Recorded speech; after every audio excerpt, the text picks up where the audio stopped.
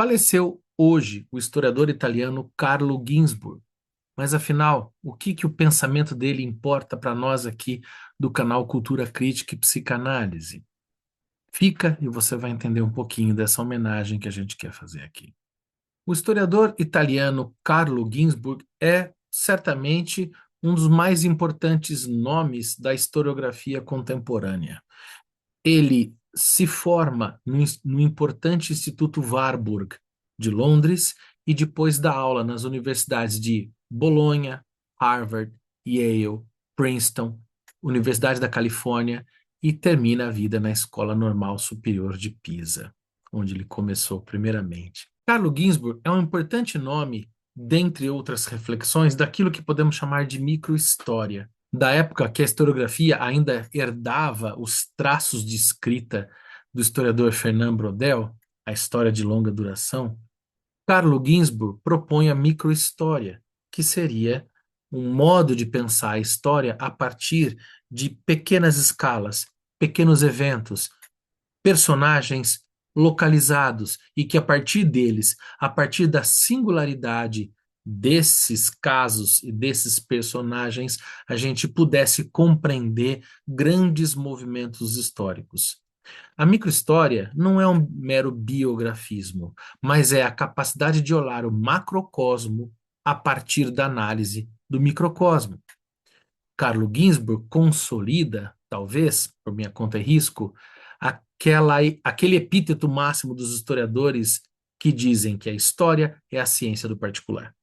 Tá, mas quais obras foram muito importantes? Bom, sem sombra de dúvida, a grande obra de Carlo Ginzburg e que marca não só a historiografia contemporânea, como a literatura pop, uma vez que ele explode de vendas com esse livro e acaba contagiando toda uma cultura contemporânea, de culto lá da Itália, da região do Friul, é O Queijo e os Vermes, importantíssima obra em que ele vai fazer um estudo da vida de um moleiro, um sujeito que tinha um moinho de vento onde ele moía os cereais de toda a comunidade. E ali ele escutava as histórias das pessoas e criava as suas próprias histórias. Bom, essas histórias levaram o moleiro Menóquio, que é o protagonista dessa análise historiográfica que ele faz, levam o moleiro a o Tribunal da Santa Inquisição, porque ele é acusado de heresia, como muitos pensadores e muitos sujeitos de livre pensar eram categorizados nesse período. O que Carlo Ginzburg faz é estudar não a história de um príncipe, de um rei, ou de um grande processo social econômico, de um grande período. Ele elenca ali a história de um sujeito, do Menóquio, que morou na região do Friul, na Itália, do século XVI ou XVII, acho que século XVI. E ali a partir das narrativas desse sujeito, que tinha uma visão cosmogônica de mundo muito interessante, em que ele dizia que o universo era como o leite que azedava virando queijo, que seria Deus, e que, apodrecendo, se encheria de vermes, que são os anjos. Da onde que o moleiro, não trabalhador popular, analfabeto, conseguiu, como ele conseguiu criar uma narrativa tão fantástica, tão interessante para nós hoje, sobre a cosmogonia, sobre a criação do mundo? Pois é, mas isso não foi muito bem-vindo visto pela Inquisição. Ele acabou sendo condenado pelos tribunais. É interessante que certa vez eu me lembro de ter visto a palestra do professor Sidney Chalub, quando eu tinha acabado de sair da psicologia e tinha ido para o curso de História, fazer minha graduação em História. E eu me lembro que ele o professor Sidney Chalub, da Unicamp, ele descrevia o trabalho do Ginsburg dessa maneira. Ele era um cara livre, livre pensador, um historiador de formação, um historiador muito atento aos traços, aos detalhes, e que estudava os inquéritos de Inquisição. Certa vez ele encontra o inquérito de Inquisição, lá da Idade Média, do começo da Idade Moderna, ele encontra os inquéritos de Inquisição da Igreja Católica. Para quem não se lembra, a Inquisição foi aquele terrível período da nossa história em que a Igreja Católica tinha o horroroso vício, por assim dizer, de queimar pessoas em nome de Deus, de afogá-las em águas em nome de Deus e torturá-las até a morte, porque elas pensavam diferente. Sim, não é de hoje que a humanidade tem seus laivos de perversidade. Pois é, e muitos dos inquéritos de investigação que a igreja fazia, muitos dos relatos ficaram arquivados, e o Ginsburg era um sujeito que pesquisava esses arquivos. Até que um dia ele encontra o arquivo do moleiro do Friul, do Menóquio. E ele fala: olha só, que curioso, que interessante. Vou deixar isso para depois e depois eu volto a ver. E daí ele vai perceber que o relato desse sujeito era muito diferente de tudo que ele tinha estudado. Ele tinha já escrito e pensado em outros livros, em outras reflexões sobre a bruxaria e sobre a condenação da bruxaria na Europa moderna. Outro livro importante que ele vai escrever justamente sobre essa questão da Inquisição é o História Noturna, Decifrando o Sabá. Nesse livro, o que que ele vai descobrir? Pesquisando os arquivos da Inquisição de toda a Europa, ele vai ver que os relatos são muito parecidos, mas uns estavam na Inglaterra, outros estavam na França, outros estavam em Portugal, outros estavam, sei lá, na Áustria, em diferentes lugares, as narrativas eram muito parecidas. Quando ele encontrou a do Menóquio, que ele escreveu outro livro, falou: não, esse é diferente, vamos deixar para lá.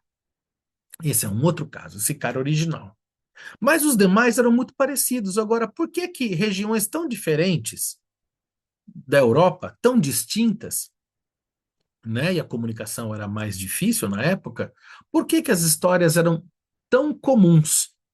Os mitos, os imaginários, as lendas sobre bruxas, sobre sabá, sobre feiticeiras, sobre magias negras, por que que isso era tão parecido? E ele vai estudar de uma maneira historiográfica e antropológica a circularidade de signos de religiosidade e de proibição de religiosidade, de poderes locais, de literários e de literaturas orais que marcavam o imaginário dessas regiões. Então, o Ginsburg era um historiador muito atento a tudo o que a gente pode denominar de cultura popular, a gente pode entender como manifestação de religiosidade. Digamos que o Ginsburg era mesmo o sujeito da ciência do particular e desses episódios de cultura. Daí que eu queria destacar aqui outro livro muito importante dele, que é esse aqui, Mitos, Emblemas e Sinais, né? Morfologia e História. Nesse livro aqui, dentre tantos outros que ele trouxe, eu gostaria de destacar um capítulo aqui que se chama Sinais, Raízes de um Paradigma Indiciário. Esse capítulo é muito importante, porque esse capítulo ele conta que em diferentes ciências, em diferentes áreas do conhecimento, há uma origem epistemológica comum. Essas áreas do conhecimento são a medicina, a crítica de arte, a história, a psicanálise e outras ainda, tá? O que que uma coisa tem a ver com a outra? O Carlo Ginzburg ele vai observar que essas ciências, essas áreas do conhecimento, elas partem de uma observação no particular. Elas estão carregadas de empirismo e elas acabam partindo para um estudo observacional sempre pronto a estar atento com o que nós podemos chamar de singularidade. Que a medicina, a crítica de arte, a história, a psicanálise, elas se atentam muito mais aos detalhes. É interessante que o texto, de que a epígrafe de abertura, uma das epígrafes que abre esse texto é de Aby Warburg, fundador da escola Warburg, onde ele estudou, né? E que era um interessantíssimo crítico de arte, e Warburg dizia, Deus mora nos detalhes. E o estudo dos detalhes é algo muito comum para essas áreas do conhecimento. E a origem desse modo de pensar científico, diferentemente das ciências galileanas, esse modo de pensar é o modo que vem dos caçadores. Nós, psicanalistas, historiadores, críticos de arte, médicos, detetives, nós pensamos em por articulações de indícios, de vestígios, de modo que a gente busca recompor uma cena, recompor um sintoma, recompor uma narrativa, recompor o processo de construção de uma obra a partir da análise de pequenos traços que, aos olhos de leigos, podem parecer desprezíveis. Vamos às palavras do mestre, que acho mais interessante. Em suma, pode-se falar de paradigma indiciário ou divinatório, dirigido segundo as formas de saber para o passado, o presente ou o futuro. Para o futuro, e tinha-se a arte divinatória em sentido próprio. Para o passado, o presente e o futuro, e tinha-se a semiótica médica, na sua dupla face, diagnóstica e prognóstica. Para o passado, e tinha-se a jurisprudência. Mas por trás desse paradigma indiciário ou divinatório, entrevê-se o gesto talvez mais antigo da história intelectual do gênero humano, o do caçador agachado na lama que escuta as pistas da presa.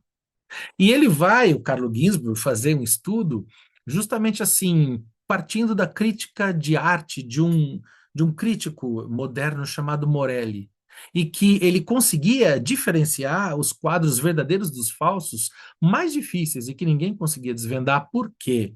Porque ele conseguia localizar não os traços maiores, não os traços mais comuns, mas ele diferenciava a obra de arte verdadeira da falsa por um traço no lóbulo da orelha, por um detalhe no canto das mãos, por um tipo específico de uso do traço do cabelo. É o modo de pensar do Sherlock Holmes, dos livros de mistério. Não se esqueça que o ajudante do Sherlock Holmes era o médico, Dr. Watson.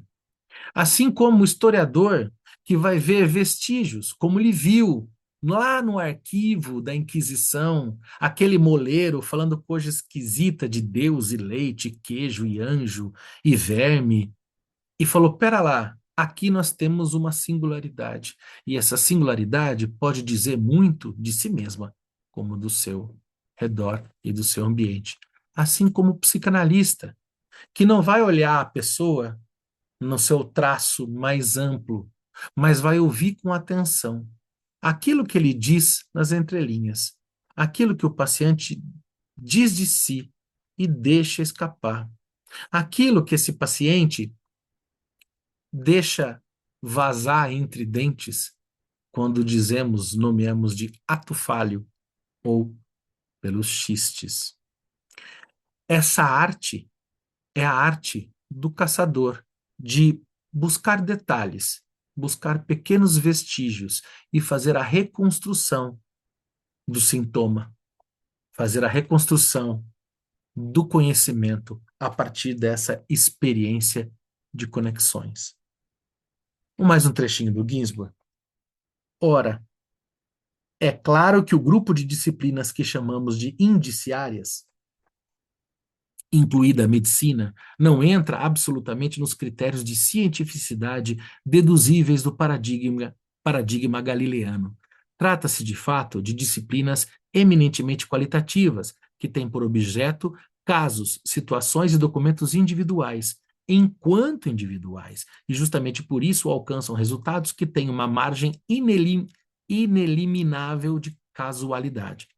Basta pensar no peso das conjecturas, o próprio termo de origem divinatória, na medida ou na filologia além da arte mântica.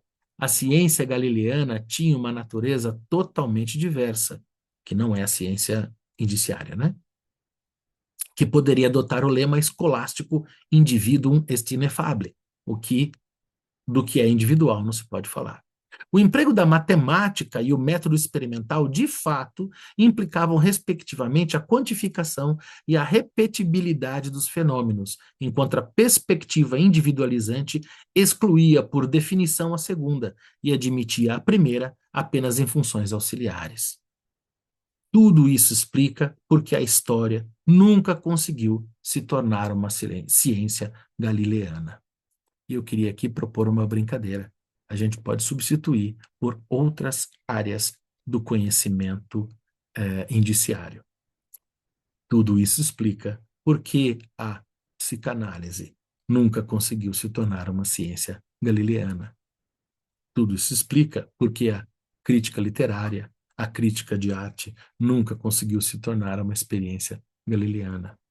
A questão é que talvez a gente possa dizer que tudo isso explica porque a medicina nunca conseguiu se tornar uma ciência galileana.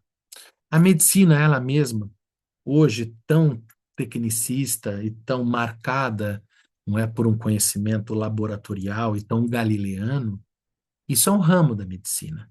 Mas na prática, a anamnese, o ato do médico de olhar para o paciente, ouvir, sentir, auscultar o paciente, tentar compreender a formação do sintoma com calma, não simplesmente receitando o remédio, para tentar entender o processo de construção do mal-estar do paciente. Isso é medicina. Ah, mas nenhum médico mais está fazendo isso hoje. Bom, aí cabe aos médicos pensar como estão levando a sua profissão. Nós, psicanalistas, nós, críticos literários, nós, historiadores, fazemos esse tipo de trabalho. Um trabalho delicado, um trabalho demorado, um trabalho paciencioso de estar sempre atento aos mínimos detalhes, aos vestígios, aquilo que transborda, aquilo que se despreza, aquilo que é deixado de lado na mesa. Essas raspas e restos nos interessam. E essas raspas e restos são o modo e são a fonte pela qual nós organizamos o nosso conhecimento e o nosso saber. Essa forma de pensar é uma forma daquele que segue pistas, como o caçador, agachado na lama, indo atrás da sua presa. Esse modo de entender é fundamental para que a gente entenda o tipo de ciência que a gente faz na psicanálise, o tipo de ciência que a gente faz na história, o tipo de ciência que a gente faz na crítica de arte. História, crítica de arte, psicanálise são os três principais saberes que circundam aqui o canal Cultura Crítica e é o nosso circuito de formações aqui, em especial eu e o colega Rodrigo Cerqueira, sócio aqui do canal, que também compõe os roteiros e organiza as coisas por aqui. É, se a gente entender que esse modo não galileano de pensar ciência é um outro modo e não menos modo, nem mais modo de fazer ciência, a gente pode, por exemplo, entender, é um dos modos de explicar o grande erro recente que nós temos e que ainda ecoa um pouco, teimosamente por alguns colegas, de ficar tentando dizer que psicanálise não é ciência. É que psicanálise não é essa ciência. A psicanálise, ela parte de um outro lugar, ela opera de um outro modo, que não essa ciência quantitativa experimental. E está tudo bem. Elas não têm que competir, elas não têm que se negar, muito pelo contrário, podem, inclusive, trabalharem juntas. Afinal, ciência não é uma coisa só. Estudar essas coisas é também estudar um pouco de epistemologia das ciências, coisa que o famoso livro, que há tempos atrás fizemos um vídeo aqui, né? Que é? Que Bobagem, do Carlos Orsi e Natália Pasternak, se furtaram de trabalhar. Não se debruçaram para pensar em epistemologia das ciências. É uma pena. Isso que Carlo Ginzburg nem entra nesses debates. Ele fica nessa dimensão de morfologia e história para pensar o lado comum dessas áreas de saber. O Carlo Ginzburg escrevia muito bem, filho de Natália Ginzburg, que era a escritora e ganhou Nobel e tal. Era uma pessoa interessantíssima, um cara muito generoso, muito atencioso. O meu livro aqui do História Noturna é autografado por ele, tive o prazer de ver uma palestra dele na USP, ele saiu lá autografando livros e tal, era muito acessível e muito estimulador do pensamento dos jovens, da curiosidade, defensor da capacidade e da possibilidade dos estudantes se debruçarem apaixonadamente naquilo que querem estudar e apostarem nessa paixão. Sabe, nesse nosso mundo hoje, que existe um pêndulo curioso no mundo contemporâneo, né? Por um lado, uma negação da ciência completamente canhestra, porque negar a ciência é algo muito canhestro, mas por outro lado, uma espécie de postura imperialista, divinatória de certa ciência que se arroga o lugar de ser a única e verdadeira ciência, como se o ser humano não fosse mais complexo, não tivesse aberto a novos debates. O Ginsburg, ele era alguém livre, que propunha que houvesse sim a paixão que entusiasmasse o pesquisador e que ele pudesse se jogar nessa paixão, mesmo incerto de onde isso fosse levar. Ele, certa vez, deu uma palestra aqui na Unicamp, dizendo que as pessoas deveriam perder tempo, assim, não é esse termo que ele usou, mas que as pessoas pudessem sim se debruçar de modo passional naquilo que querem estudar, no sentido, não que o método deve ser passional, mas devem se levar pelo seu desejo de busca, pela sua curiosidade científica, pela sua curiosidade